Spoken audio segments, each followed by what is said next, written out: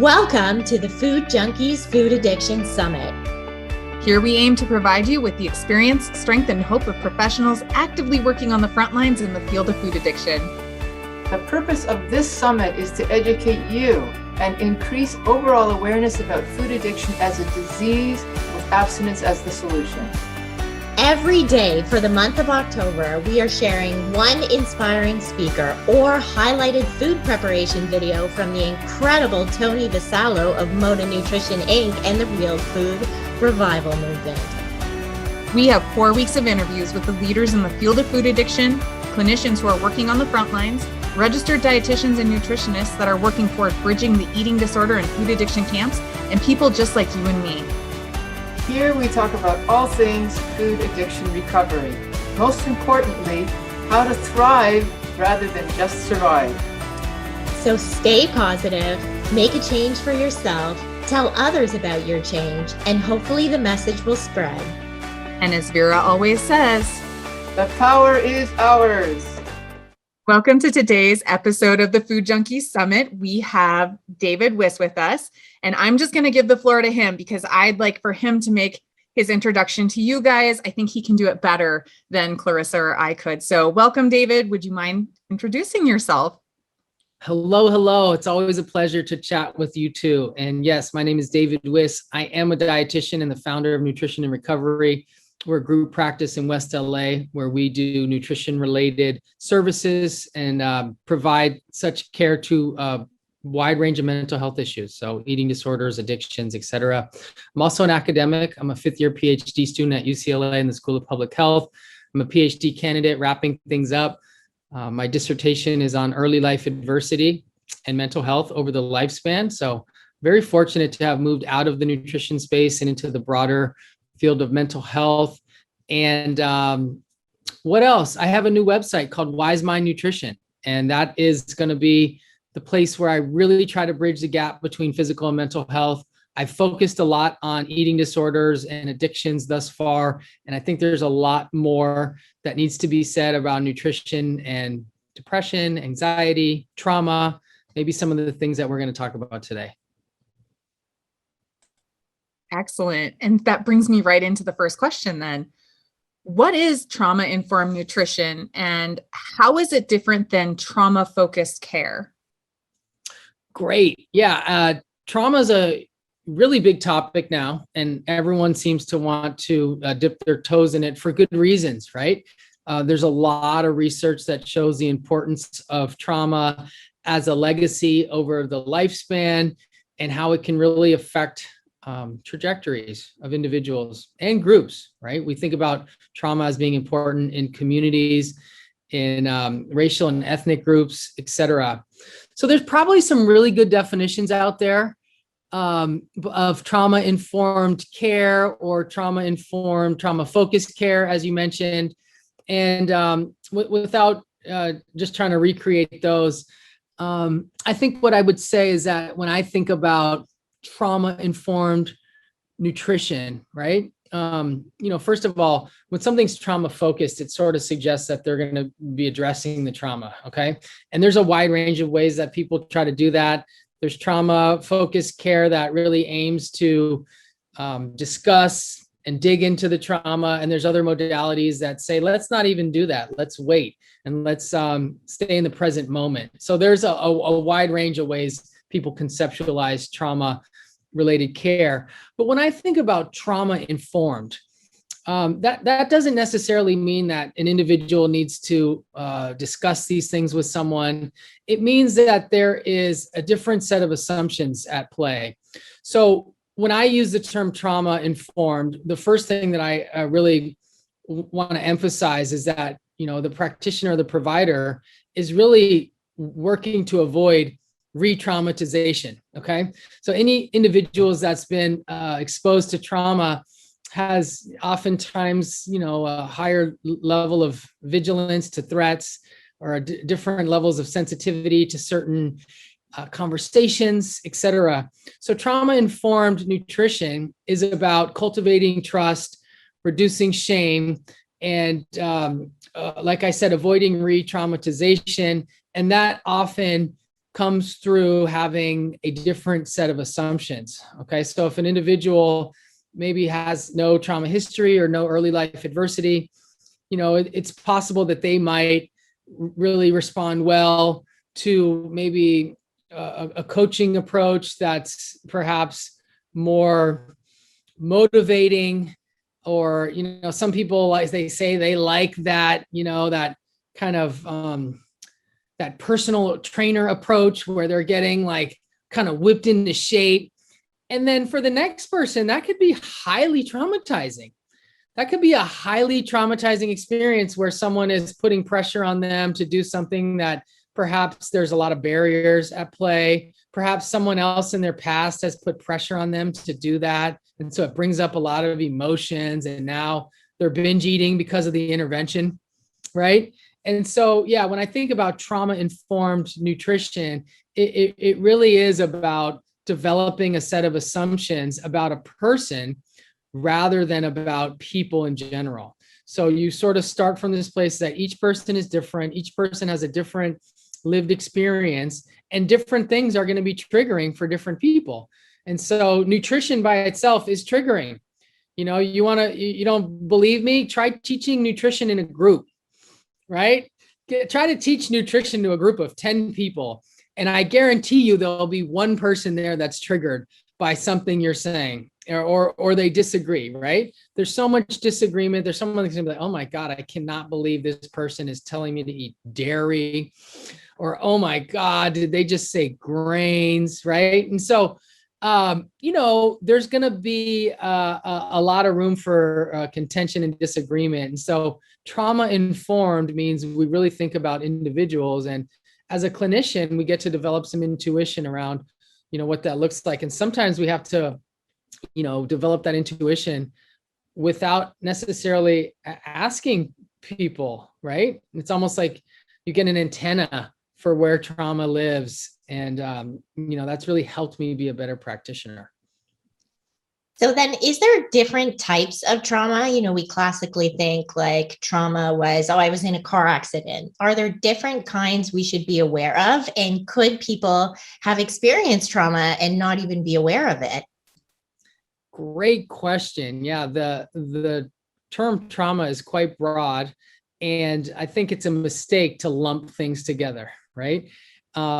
And we do that. The mind is limited. The mind is looking to make broad strokes. And so, a lot of the original interest in trauma came from war veterans. We think about PTSD from those really significant events like car crashes and sudden death and earthquakes, natural disasters, things like that.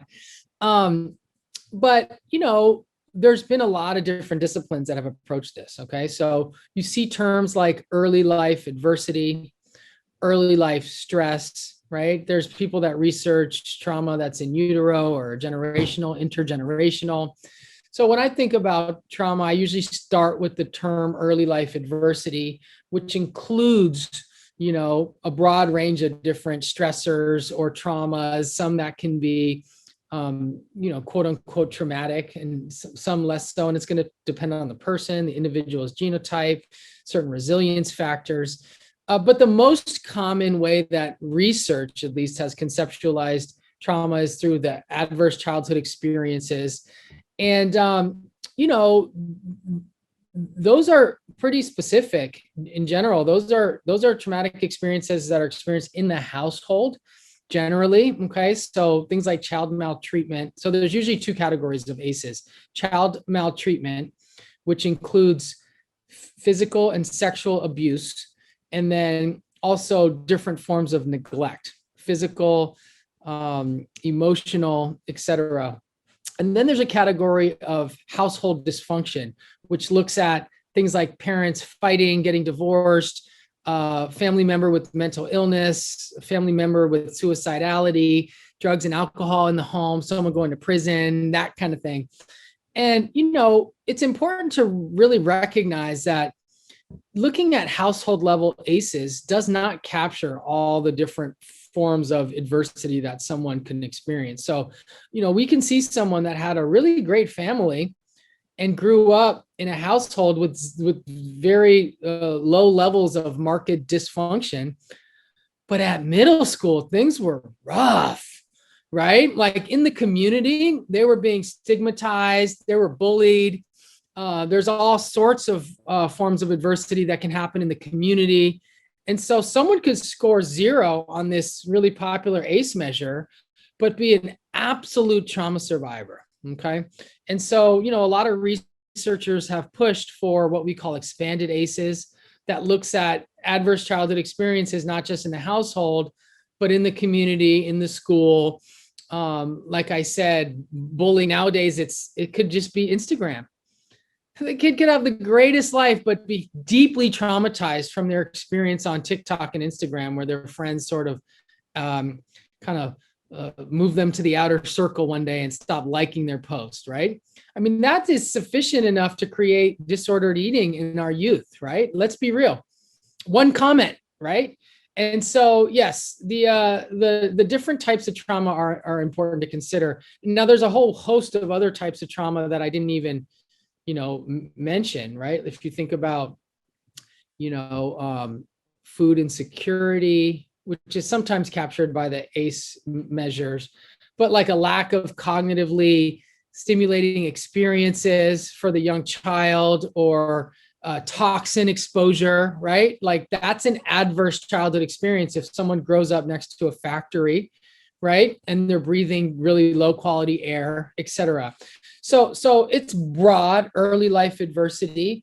And I've, used the term ELA in my papers, early life adversity and ACEs sometimes interchangeably, but it really is important to get into the nuance and think about the different types of trauma, because they do have different legacies. Okay. For example, child sexual abuse is probably the most researched type of trauma, and physical abuse, right? Those have probably more predictive power than parental separation or, mental illness in the household, et cetera.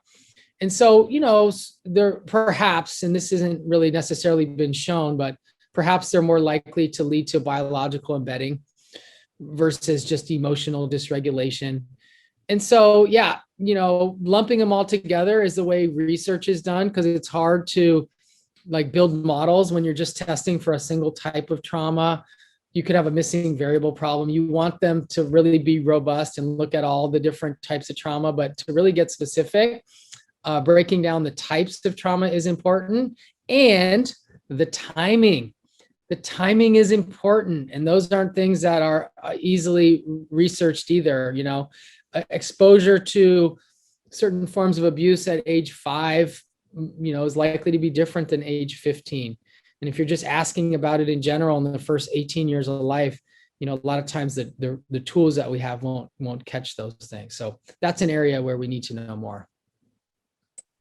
Yeah. So how do these adverse childhood experiences and other traumas play a role? What's the mechanism that it plays a role in our eating behaviors or food choices? How do stress and adversity ultimately affect human health and behavior? If you can give us an idea of how that mechanism works. Yeah. So there's a wide range of possibilities. So it's been shown through the original ACE study and then hundreds of studies since then that ACEs pretty much predict, most negative health outcomes, right? So it really points to the effects of ACEs being what we call non-specific. In other words, it's not like, oh, this type of abuse leads to this type of an eating behavior. Really what we're seeing is that, early life adversity, ACEs, affects the immune system from an early age, right? There's, parts of the body like the bone marrow that produce immune cells like macrophages and monocytes, and these are responsible for the production of inflammatory molecules and things of that nature. So we're looking at people that have a baseline of higher inflammatory markers. Sometimes this is measured through what we call allostatic load. Their body is less capable of responding to threats in a way that can bring them back to homeostasis. The stress response is altered. And so a combination of, right, inflammatory markers, the HP axis, the stress response, which we know is linked to the output of cortisol. We certainly have changes in, the brain at the structural, functional, and morphological levels. We see alterations in reward sensitivity. And so, the ACEs, and by the way, there's things that come before ACEs too. ACEs aren't like the most upstream thing. You think about like what causes ACEs, right? Like you think about the family, the neighborhood, some of the biological or genetic factors. So ACEs are like, they're upstream, but in a life course perspective, they could be seen as even being sort of midstream, right? Like what leads to ACEs? How does ACEs affect not only physiology, but affect behavior, right? And so, to give an example, it's not unlikely that someone could experience a lot of adversity and their bodies, starting to operate differently. And then the individual will learn that certain behaviors kind of make that feeling go away. Maybe it helps them sleep at night. Perhaps a comfort food, or what some people would call emotional eating, what a lot of us might call food addiction, might start to develop in early adolescence. And the brain is rewiring itself to learn survival techniques, right? So for example, if someone starts eating highly processed food every night, as a way to support going to bed, the brain will learn that particular substance or that particular behavior not only is rewarding, but it reduces negative affect, right? And so what we get from there is now the brain is going to assign a tremendous amount of value to that experience, right? And that's what we call salience, the assignment of value to something to make it memorable. So, the process develops over time to where, because of the trauma, because of the stress, and because of the availability of food, what we end up seeing is that the food becomes way more salient and way more rewarding to that person than it might be to the average other person, perhaps the person that was not exposed to the trauma. Now, here's where it gets interesting. For one person, that trajectory could lead to compulsive overeating, weight gain over time. It could be a classic model of food addiction, right? Leading to the experience of living in a larger body, what many people call obesity.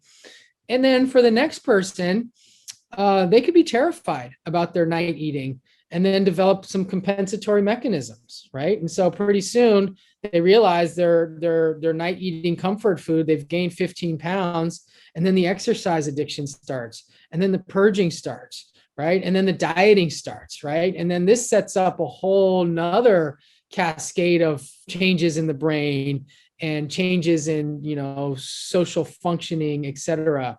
So, when I think about early life adversity and ACEs, it definitely has the potential to set up overeating, but, through the pathway of overeating, it can also set up the restriction, the undereating, and the eating disorders. So when you look at the literature, the odds ratios and the risk ratios for eating disorders and food addiction following ACEs and other forms of adversity is usually somewhere between 2 and 3. And what that means is people that have experienced these multiple forms of child maltreatment, household dysfunction, and the others have a 2 to 3 chance of developing food-related dysfunction. And this is new information. I mean, it's not brand new, but people haven't really synthesized all the literature. And, where to tie it back to some of the original points, let's say someone's been exposed to a lot of trauma, they have disordered eating, and now they're coming in for nutrition-related care. And then the nutrition-related care is not aware or not informed of this, previous exposure to adversity. Some of the interventions that are out there can actually make people worse. Yeah, I love that you were speaking about that, specifically when you said this type of trauma leads to this type of eating behavior. And I think I've definitely had clients come to me who've sought, treatment for sexual abuse before, and they were told that they put on these pounds to keep themselves safe and not be attractive to men or the other sex. And I'm wondering, I know you've done some research on this. Can you speak to this idea a bit? Yeah, thank you. I started hearing that early in my career, working with people that had binge eating disorder. I noticed a pattern. A lot of people said, I was told by my therapist that I gained weight, as a protective measure against future re-victimization following childhood sexual abuse. And, the first time I heard it, I was like, wow, these psychodynamic psychologists, they've got some really creative ways of, connecting some dots. And, I was impressed. And then I heard it again and again and again. And finally, in one case, I kind of leaned into someone. I was like, do you believe that that's true? And they sort of scratched their head and they're like, I don't know. And then I realized, and, when you become scholarly, one of the things that I've really enjoyed is like when there's information out there, you kind of scratch your head and you're like, all right, where does it come from? Right? Like who developed this theory? What's the original paper? What's been like the living experience of this information, and how has it disseminated, the production of knowledge? And so, over the years, I started doing a little digging, and I saw that in the 80s, there were some papers that really described what they call barrier weight. And interestingly, the principal investigator of the ACE study, Felitti, is actually one of the people that sort of kind of pioneered that thought from a non-psychodynamic standpoint. I think what they saw was that in 100, I believe it was all women, people in a weight management program, some people would rapidly gain back weight, beyond what was kind of metabolically or physiologically expected. And they were puzzled by it, why is it that after spending 6 months to lose 30 pounds, why is it that within 2 weeks, some of them gained it all back, right? Like, what's the explanation? And so I think it sort of, led to some hypothesis that maybe some people were uncomfortable at the lower weight, right? And then you have to think about like, well, why might that be, right? And then, they started kind of doing some digging and figuring out that some people felt safer when they were no longer, maybe recognized as, a candidate for a partner, which, part of what I'll say in a minute about our recent paper is going to be that, this assumption that fatness is always unattractive really just perpetuates weight stigma, right? So one of the main arguments that we made in the paper is that this assumption that just because someone's in a larger body means that they're not going to be attractive is not helpful either, okay? And weight stigma is an important conversation. So around the same time in the 80s, the psychodynamics were developing theories around why there was a link between childhood sexual abuse and obesity. And they came up with that kind of similar model. And I do think that that's a good model. We recently, published a paper. It's going to be coming out within a few days called The Limitations to the Protective Measure Theory. And really the main point is that, in the 80s, when they didn't have data on biological embedding of adversity, when they didn't know about the inflammatory cascades and the alterations in the ventral striatum following adversity, they weren't aware of the link between HPA axis dysfunction and weight gain. They were doing the best that they could with the data that they had. They were trying to piece together information and make sense out of the world. they certainly didn't have data on food addiction, right? Fast forward a few decades, there's tons of studies that show that childhood adversity increases addiction like eating, and that, the protective measure theory, while helpful and useful for many decades, is limited at best, right? And so we did a really good job in this paper by making the argument that the processes by which adversity is biologically embedded can set up not only addiction like eating, but set up eating disorders, including those are involving not just binging, but purging and other forms of compensatory behaviors, and substance use disorder. And, my interest is on where those three things cluster: food addiction, substance use disorder, and eating disorders, right? And a lot of people have traits of all three that overlap, or they oscillate between the three over time. And some of those conditions are associated with weight gain, and some of them are associated with weight suppression. So if you take our childhood sexual abuse example, let's say someone is a survivor, and then going back to our original example, now they're 15, they're night eating and they're binge eating. Let's say that they don't decide that they're going to start exercising or purging. Let's say that they start taking Adderall and they move on to crystal meth. And pretty soon they're injecting cocaine and doing stimulants all day, and their trajectory becomes substance use disorder, right? At no point during their addiction treatment is someone likely to connect the dots to their kind of body dissatisfaction and those underlying drivers, right? So the model that's proposed in this paper looks at childhood sexual abuse as the specific type of trauma, the processes by which that can become biologically embedded, the possibilities of someone then going to food addiction, substance use disorder, eating disorders, either one, two, or all three, and how that can affect weight trajectories over time. A lot of substances lead to weight loss or at least weight suppression.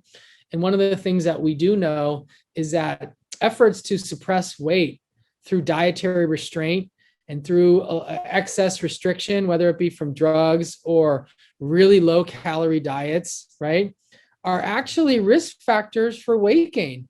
And the body responds to these things by making adaptations, making food taste more delicious, leading to binge eating and more symptoms of food addiction, et cetera.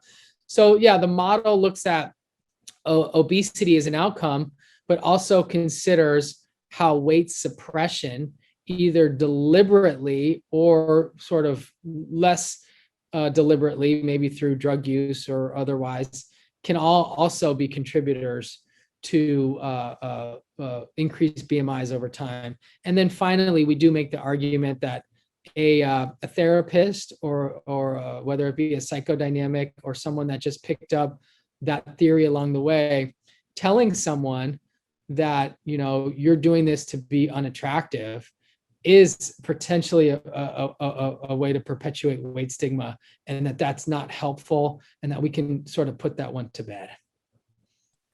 Oh, I'm so excited for that paper to come out. So just backing up just a little, but I think still in the same vein, how then do you apply that trauma-informed approach to nutrition specifically? Because you had said there are interventions that can actually make it worse. And so like thinking about the psychodynamic individual showing up and making this kind of blatant statement, that's a really good example of how we can actually harm our patients, our clients. And I, like you, I'm sure, number one, do no harm. So can you kind of explain maybe how you apply a trauma-informed approach to nutrition, like maybe with some specific interventions you might give with like some examples versus like what might make something like that worse? Yeah. One of the most important things that I try to do as a dietitian that works one-on-one with people in counseling, which has really been my full-time job for the last 9 years, right? So I have a lot of data on this now, is to co-create rather than instruct. Okay. And I that leaves room for a little bit of a dance. Okay. So that I'm not doing something that isn't within someone's, reach or realm of possibilities. Okay. I use the term guiding principles rather than any kind of rules. Rules have pass fails associated with them, and a lot of people feel, a deep sense of despair through failure. And so, like, I would never have someone leave a session and give them a list of things to do that have a lot of potential for failure, so that they're gonna come back in a week and we're gonna start our next session with, I'm like, so how'd you do? And they're like, oh, well, I didn't do any of the things on the list. And it's just like, so where do we go from here? Let's just circle back to last week and give you the same information again, right? That would lead someone feeling like they were, the problem, and that, right? And I'm sure there's some people that need a little bit of motivation and all that, but instead of maybe doing something like that, when we create guiding principles, they are directions in which we can start to move, right? And so, when I have sessions with people, I always want to start with what's gone well. Okay. Let's not start any kind of a session on like, okay, these are all the things I didn't do, So I believe in, individualized treatment that includes me being in a position to give someone, guidance, advice, but it has to be sort of a choose your own adventure thing. Because if it's not, then it's really just me thinking that I have answers for the world's problems, inserting myself into each individual based on what I think is best. And let's be real, we're all human beings, we're all limited, we're all flawed. Most people, if they have a point of view about what they think is best, it's usually what they think is best for themselves, right? So it's like, all right, this is what David Wiss does in his kitchen. This is how I eat. So guess what? You paid me, you're going to get what I do, right? And like, to me, I mean, that's what most coaches do out there. Let's be real. Most people, they learned a thing that works really good for them. They become obsessed with it to the point where it's like, okay, I found a thing, you guys. And now I'm just going to share this thing with the world. And anyone who comes to me is going to get this thing, right? And it's kind of like, okay, that's a little bit dangerous, right? What if someone really doesn't need that thing or want that thing? You're going to push that thing on it, and you might pretend like you can, change it a little bit, but it's still the same thing. It's still the same thing. You can say that you're a little bit flexible, but like when I see people on social media and they're really into teaching something on their stories, like they're really trying to convince people that they need to be, raw vegan, or they need to be, they need to be keto or whatever. I kind of scratch my head like, why are they so committed to convincing people that they need to do what they're doing, right? And so I don't mean to be, mean or fire shots at people, but I do believe that this approach where people have a thing and then give that thing to all people is going to set up re-traumatization for people. Alternatively, screening for, and obviously, if you're not qualified to screen for these things, don't screen for them. Okay. Like if you don't have any training in trauma or knowledge of ACEs, don't administer those tools and start talking to people about them. Don't do it. Okay. But if someone is in a position to where they can use more data, and by the way, like I screen for these things in my practice. I also collect data as part of my UCLA research, right? Through IRB approved studies. I don't always talk to them about it. It's information for me. You know what I mean? And if someone brings something up, right, that might indicate a scientific discussion. But yeah, the trauma informed approach truly is like, patient. Sometimes my assessment process takes a few weeks, as opposed to like, oh, it's the end of the session, this is your treatment. Sometimes I'm like, I'm really not sure what's going to be best for you. Let's find out. Like, let's play with a few things. And I think there's some humility in that, rather than, right, being the expert and I know everything. And, it ends up being that, a lot of my clients, it might take a little bit longer to get to where they want to go, rather than, okay, you got your, oh, I know what you want. You want to see the dietitian. You want your meal plan at the end of the first session, don't you? Uh-huh. Oh, you saw the dietitian. You just want your meal plan so you can keep pushing, right? And, I tell people that I did a little bit of that in my early career. I tell people straight up, I was like, listen, I got a whole hard drive full of files, okay? I could send you so many files right now that you wouldn't know what to do with. I could give you every meal plan in the world. I'm like, but listen, I've learned that that's not what's going to help you. We need to figure these things out and put it in the context of your current life, contextualize it into your vision of your future self, right? And I talk about sustainable recovery. There's a lot of people that would rather spend money on a crisis management approach, quick fix stuff, that they're down to spend money. And I'm the guy who talks to people before putting them into my practice. And I'll tell someone straight up, this is what I think would be, a sustainable solution. This is what I think would be in your best interest. And I'm willing to not take someone on as a client who, and I'd rather be helpful to them and not take them on as a client than take someone on and then, potentially, do something that could have any potential for harm. As you said, Molly, the do no harm thing is super important. And I do think that's what separates, credentialed and licensed healthcare professionals from the coaches. Those of us that have been trained, that are recognized healthcare professionals are I shouldn't say all of us, but at least, those of us that operate in the medical profession do have a higher responsibility to do no harm. Whereas the other people, they took no oath. They don't have that responsibility to anyone. Yeah, no, so important, that individualized approach. And I think it leads kind of into the next question with, adverse childhood experiences and trauma. And what is the difference between, I'm thinking specifically about COVID.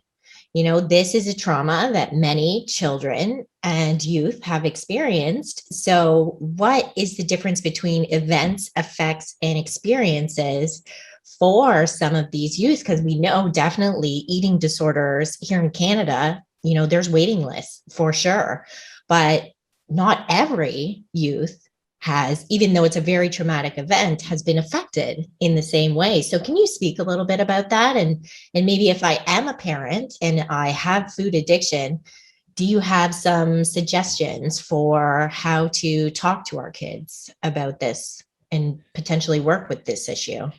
Yeah, thank you. You referred to the 3 E's, which is really part of literature put out by SAMHSA, which is the Substance Abuse and Mental Health Services Administration. And, it was important to differentiate the events from experiences and their effects, because a lot of people assume that the events themselves are what indicates the trauma. So 2 people can be exposed to the same exact thing, and one person could really have an altered life course developmental trajectory, and the other person could actually be better off because of it.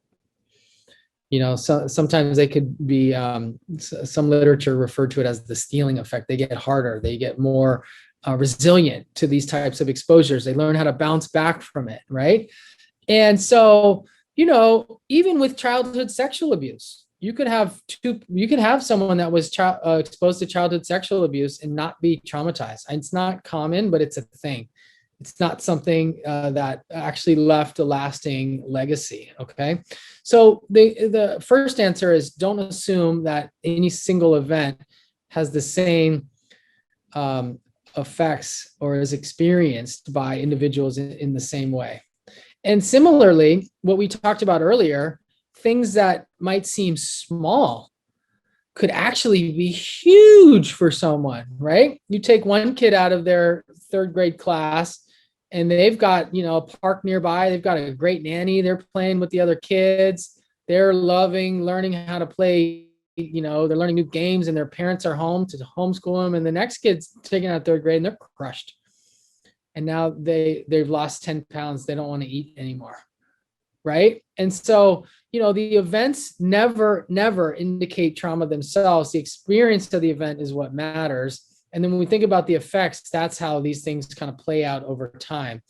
And, when we think about long-term effects of trauma, we obviously are thinking about the biology, but we're also thinking about social factors that make someone more resilient. And resilience can be looked at biologically, but it could also be looked at from,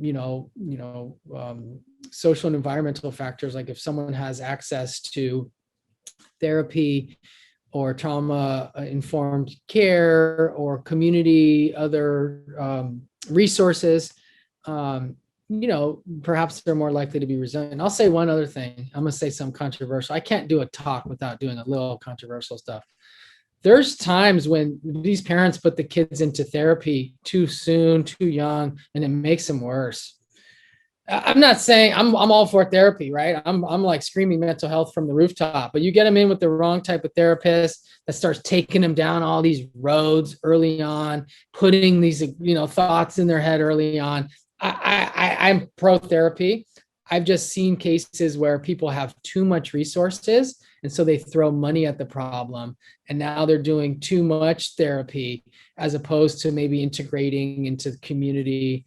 And then, from an addiction lens, right? A lot of times in addiction recovery, we talk about going from self-centered to other-centered, learning how to be concerned for the welfare of other people. Sometimes too much therapy can just deepen people into the cave of self. And they're just living in the cave of self, and they're not able to come out and be well integrated into, the other centeredness that we often strive for. Yeah, I exactly what you just said. I'm a mental health professional, and I couldn't agree more. My daughters last year, they went back to school full time last year and started experiencing, she loves school. Like she hates summertime because she's not in school. Got back into school and started experiencing anxiety so bad that she was like becoming nauseous, and they were sending her home, right? And it's COVID. So like, they're not about to let any kid be at school who's experiencing symptoms. And I got on the phone with the teacher, and she wanted to bring in the school counselor. And I was like, if this happens, here's exactly how it's going to go. And I had a conversation with that mental health professional, and I said, I want it skills-based only. She's not on her own. It's as a group. And right, it's about building resilience, and it's like letting her know she's not alone, but you're not about to take her into a room by herself and start like doing this, like what could possibly be some deep dive behind her anxiety. She's 8. Like it's, it's the state of the world. So I just appreciate, I don't think that's very controversial. I think it's great. And I think it's true for us as adults too. We can very much go down that black hole, and it's really hard to dig ourselves back out if we are not finding professionals who are willing to show up and give us skills to become more resilient, that increase our peace, that, decrease our stress, all of that kind of stuff. Then we need to find somebody who will, otherwise we will stay sick. So, and you had kind of alluded to this earlier, and I think this definitely all ties in, how does trauma create alterations in dopamine and the amygdala? I know trauma can shrink the hippocampus and enlarge the amygdala, which then can make us, right, like more hypersensitive, that kind of thing. But can you speak a little bit more about how it does alter the brain going through something like a pandemic together, or like you said, like a car accident, or, whatever, something along those lines? Can you be a little more specific for us? Yeah, I've dived real deep into this literature. And so when you're actually looking at, neuroimaging, right, you've got these different techniques. There's, different types of MRI, functional, structural, there's PET scans, there's, volumetric based ways of measuring changes in the brain. And so there's no real obvious way. I mean, these are expensive things to do, right? So when you do this kind of research, let's say, when you look at PET scan stuff, we've got like N of 30, okay? It's not like they're able to do these longitudinal cohorts where they're following people exposed and doing PET scans every 6 months for 10 years. Like those studies don't exist, right? So what you're getting is, yes, you can do some follow-up studies and show that there are, in fact, a lot of changes in the brain. But some of the findings do differ, and the reasons is because there's a lot of other things that also affect the brain. It's really hard to control for social context, right? And so, for example, if poverty is associated with adverse childhood experiences, how do you know if there's changes in the brain, if it was directly from the adverse childhood experiences or is from other forms of undernourishment or deprivation, etc. So we need to be real careful about saying really strong things about some of the morphological changes in the brain. But for example, something like the hippocampus has been investigated for lots of years and lots of studies, enough to actually meet systematic review and meta-analysis. And it makes sense from a trauma standpoint if the hippocampus is associated with memories. Okay. A lot of times people that are exposed to trauma are going to have some adaptations that occur in the brain where they're going to not want to remember that. Okay. It's not promoting survival to be focused on that. So there's ways in which information can become encoded in the hippocampus and the amygdala. And so, yes, people that have trauma can have disruptions in their memory. But again, do we know that like the direct effect of trauma caused it, or is it because they couldn't sleep good? Because trauma made their sleep terrible, right? And so a lot of the data still needs more nuance, etc. But yes, we know at the associational level that trauma relates to a lot of brain changes. The most pronounced is decreased hippocampal volume. The amygdala research is mixed. And there are some data that it's not. So it's another example of when you lump things together. When you look at the entire amygdala, yes, in some cases the amygdala is enlarged, which is a part of the brain responsible for emotional reactivity, things like anxiety, depression, cravings, etc. That would track behaviorally based on what we know about trauma. But the research still is like trying to tease out like specific regions of the amygdala, right? Like it depends on how you measure it. Like, there's different sides of it, etc. So that it's a really hot stuff. And I'll tell you, like I saw once at a conference presentation, like if you really want to wow people and get them to really believe what you're saying, is like throw up an image of the brain from a scan, and they're like, okay, this is it, right? Like there's nothing higher than this, because most people I can't afford that kind of research. You know what I mean? $2,000 a scan, right? Like I want to do that kind of research. I'm not even able to at this point in my career. So yes, super important stuff. But as we end all good research papers, more research is needed. Yeah, with the dopamine stuff, that's definitely been getting my attention, right? We know that adversity affects the way people respond to rewards. We've seen blunted dopamine transmissions, and we've seen alterations in the ventral striatum, which is a big part of the reward centers, where a lot of the dopamine neurotransmission occurs. So yeah, people are more likely to have addictions, period. People that are exposed to trauma are more likely to have addictions. And that's been well established in the drug and alcohol world. And now, fast forward, it makes total sense why that would actually be true for the food addiction world. If there's neurobiological overlaps between drugs and alcohol and highly palatable food, if trauma predicts drug and alcohol addiction, guess what? Trauma predicts food addiction. And now we have a handful of studies to show, some in really large data sets, really can't be ignored at this point. I guess the next question is like, so what do we do about it, right? Let's figure it out. Let's co-create. Let's choose our own adventure. Let's do it. So speaking of that, what do we do? I know that both Molly and I have seen your presentation a few times on trauma-informed nutrition, and we know you presented to the food addiction camp as well as the eating disorder camp. We're curious, what have been some of the responses that you've gotten from those presentations? So, feedback is positive. I'm never satisfied with the amount of responses I get. I want more. I want to talk about these things. I would love to continue the conversation. But one thing I learned is that because I've had the intention or the objective of, bridging the gap between what we have referred to as camps and trying to decrease the dichotomania that exists, I state those things explicitly in my presentations. So people know better than to come at me from one of the camps, right? People know that I ain't the one. You ain't going to get too far campsiting with me, right? Because in my presentations, I always say, like, listen, if you're from here and you're attacking here, stop it. And if you're from here and you're attacking here, we're not going to move forward, right? So I think it's safe to say that people that are from either extremes know better than to come at me with any kind of extreme point of view, because I'm actually really good at diffusing that energy. I don't think it's helpful. I think it shows really clear bias at the individual level.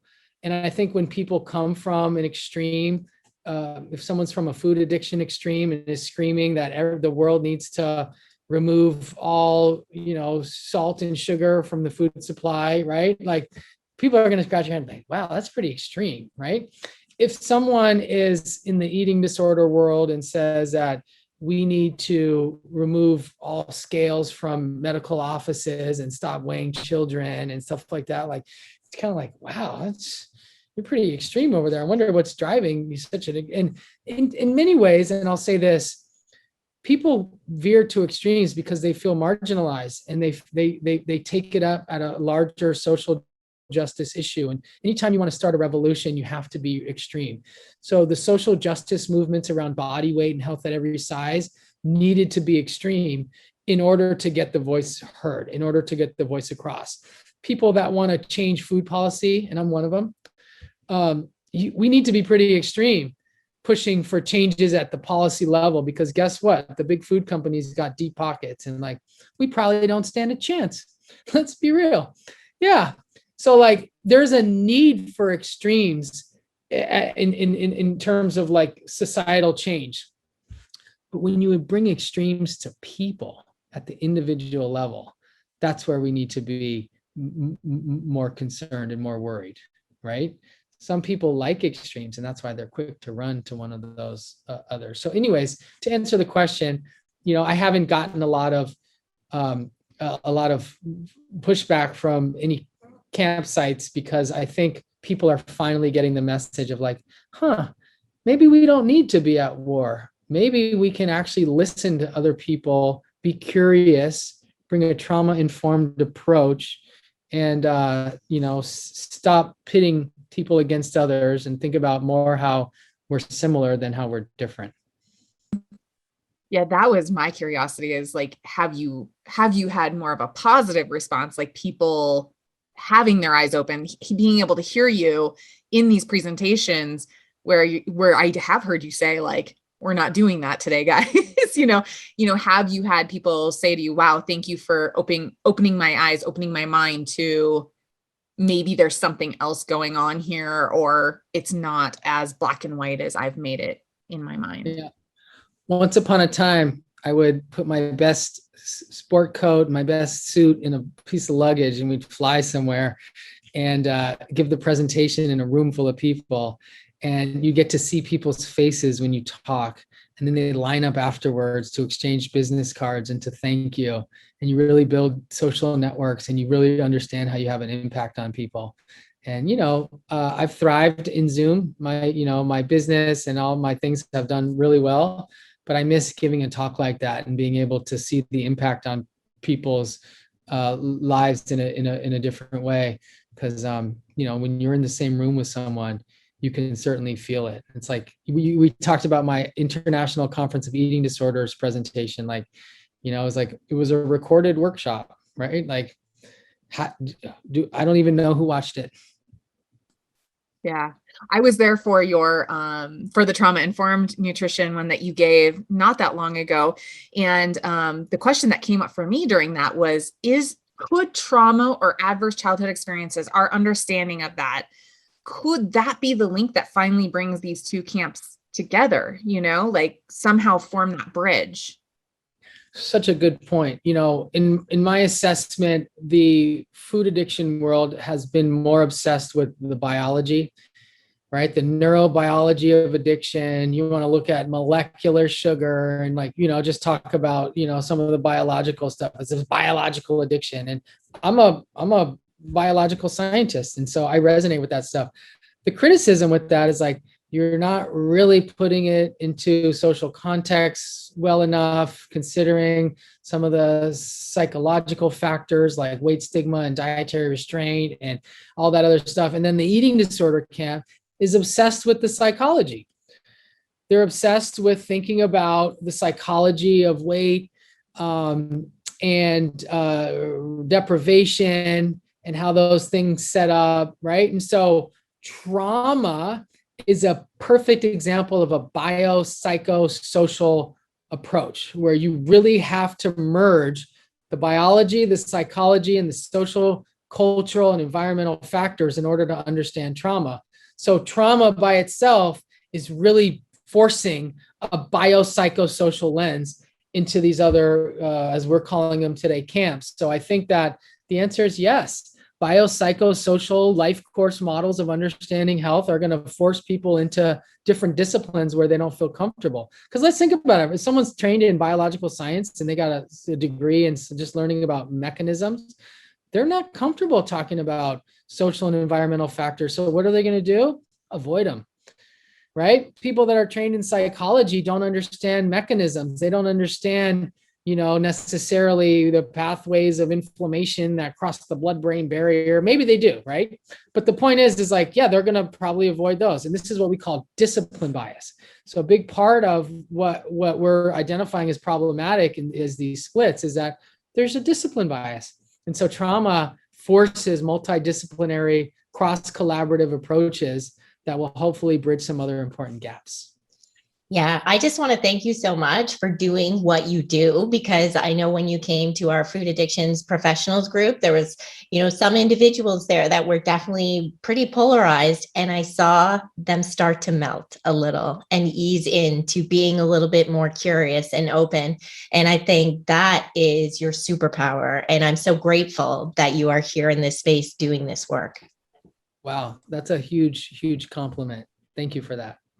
Yeah, I couldn't agree more. It's been, you talk about guiding lights, and I feel like ever since I came across you and started following you on social media, and then we were, started talking and reaching out to each, and having you on for interviews and stuff, I feel like you've become a guiding light, because I always, and I think Clarissa too, we've talked about how we both kind of felt alone in our worlds because we, like you, believe that there's this middle ground, there's this gray, and it can become lonely out there. And so it's been very nice to have another voice, so we've got Clarissa on the East Coast, I'm somewhere in the middle, and you're over there on the West Coast, and together, I just feel like I'm not alone anymore. So thank you so much for that. Go team. Thank you, Go guys. team. Always Yeah. Being such positive energy. Thank you. Thanks for joining us today on the Food Junkies Food Addiction Summit. If you would like to hear more, tune in every Friday to the Food Junkies podcast, available on iTunes, Stitcher, Spotify, Audible, and anywhere else you listen to your favorite podcast. Subscribe so you'll never miss a show. Don't forget to pick up a copy of Dr. Tarman's book, Food Junkies, which is available on Amazon. If you have any additional questions, both Molly and Clarissa are food addiction professionals and work one-on-one with clients. Their websites and email addresses are available at foodjunkiespodcast.com. As Vera always says, the power is ours.